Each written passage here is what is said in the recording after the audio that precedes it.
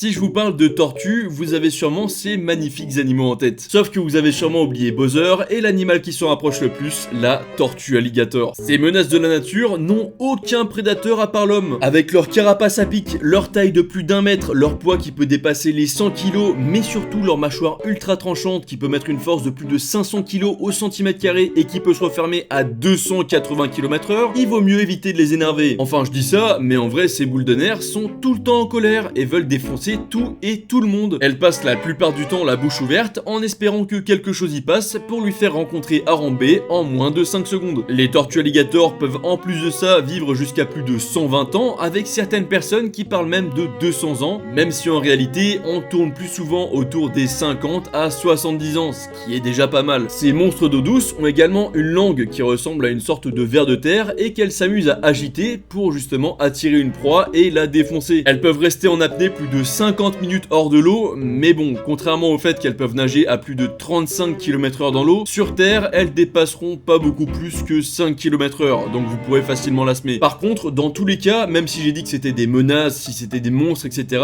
ça reste des animaux qui sont menacés, qui sont essentiels à l'environnement et à la biodiversité et qui méritent d'être respectés, pas comme celle-ci qui est dans un minuscule aquarium depuis plus de 20 ans, ce qui devrait être totalement illégal.